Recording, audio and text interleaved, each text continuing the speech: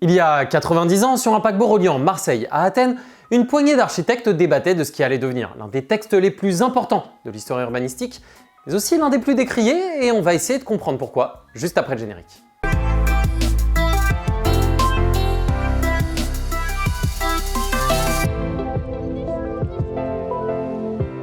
Salut, c'est Philippe pour un nouvel épisode de Fenêtre sur la ville où, vous l'avez peut-être deviné si vous connaissez un peu le sujet, on va parler de la Charte d'Athènes, débattue en 1933 lors du 4e Congrès international d'architecture moderne qui s'était tenu en mer sous la houlette du capitaine Le Corbusier. Initié en 1928 par l'architecte suisse avec la mécène Hélène de Mondreau et le critique d'architecture Siegfried Giedion, le Congrès international d'architecture moderne réunissait une trentaine d'architectes européens désireux de promouvoir une architecture et un urbanisme plus fonctionnels. Notez bien ce mot, fonctionnel, parce qu'il est fondamental pour comprendre à la fois la Charte d'Athènes et surtout toutes les critiques qu'on va entendre à son encontre. La ville fonctionnelle, pour le dire grossièrement, consiste à attribuer à chaque activité urbaine une fonction et à penser la ville en fonction de ces fonctions pour essayer de faire en sorte qu'elle fonctionne le plus fonctionnellement possible.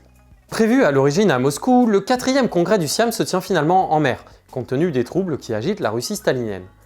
Dans le paquebot SS Patrice qui relie Marseille à Athènes, les architectes vont donc tenter de définir les principes de cette fameuse ville fonctionnelle en étudiant plus spécifiquement le développement de 33 villes à travers le monde. Les discussions donnent lieu à divers comptes rendus, mais ce n'est qu'en 1941 et surtout 1957, avec la publication aux éditions de minuit d'un texte signé et remanié par Le Corbusier, que la Charte d'Athènes se retrouve propulsée dans le débat public.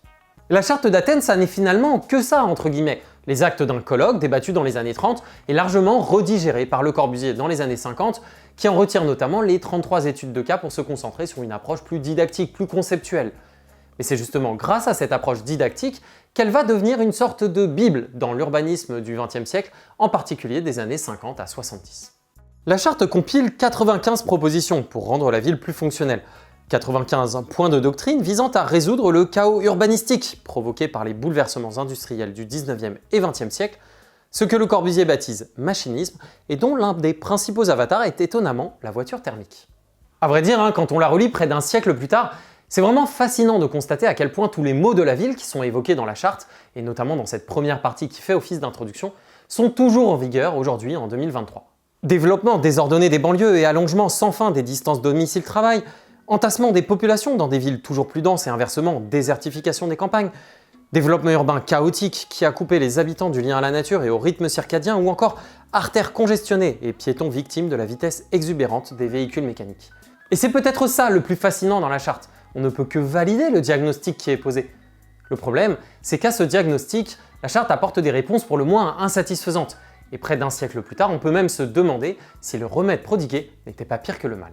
L'une des réponses majeures de la charte tient en un mot aussi anecdotique qu'il est fondamental, le zonage, qui se décline lui-même en 4 petits mots tout aussi importants: habiter, travailler, circuler et se recréer, autrement dit logement, travail, déplacement et loisirs, pour lesquels la Charte d'Athènes propose à chaque fois un espace dédié et un mode de fonctionnement précis. Le zonage, c'est vraiment la clé de voûte de cette Charte d'Athènes. Il faut le voir comme une sorte de SimCity géant dans lequel on va rationaliser l'espace urbain en aménageant de grandes zones pour chaque fonction que je viens de vous énumérer.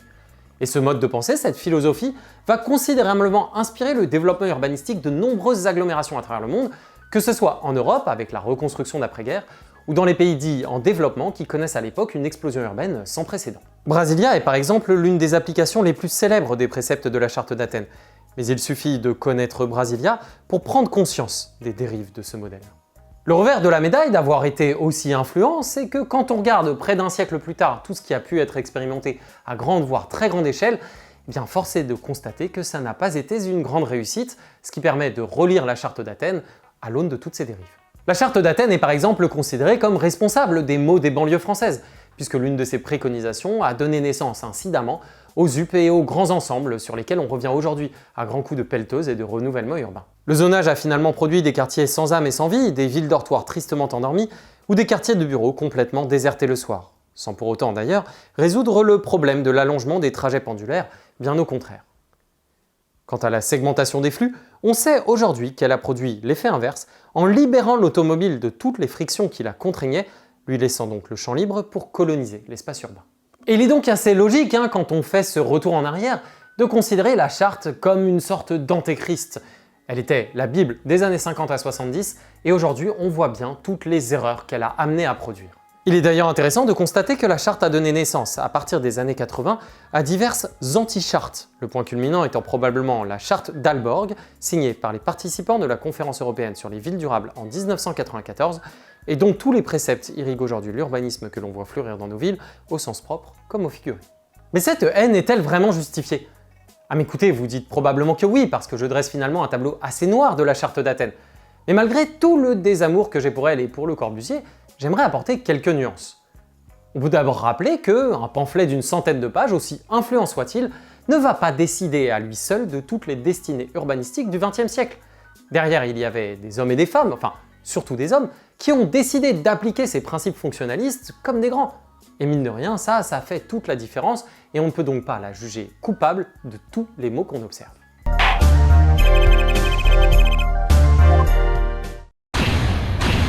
En réalité, la charte d'Athènes était surtout le reflet de son époque, ou plutôt de ses époques, parce que son écriture s'est étalée sur 2 décennies, mine de rien, ce n'est quand même pas rien. Et les décideurs qui l'ont appliquée ont probablement autant baigné dans son influence qu'ils ne l'ont influencé eux-mêmes. Mais c'est précisément pour ça que sa relecture près d'1 siècle plus tard est aussi intéressante, parce qu'elle est un formidable témoignage de cette époque, qu'elle nous raconte comment on en est arrivé là, mais aussi et surtout comment on peut en sortir. Et voilà pourquoi je voulais faire une vidéo pour célébrer cet anniversaire entre guillemets du trajet Marseille-Athènes. Mine de rien, je me suis rendu compte qu'il y avait assez peu de contenu sur cette charte d'Athènes, beaucoup qui parlent de Le Corbusier, mais finalement assez peu sur le document en tant que tel.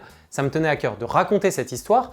J'espère que ça vous a donné envie de la lire, c'est une petite centaine de pages, ça se lit d'une traite, donc essayez d'y jeter un œil si ça vous intéresse et vous pourrez nous dire votre avis dans les commentaires.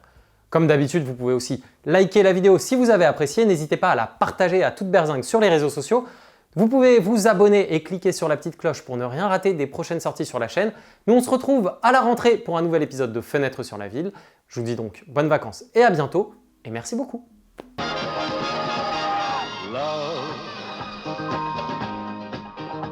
Exciting and new. Come aboard.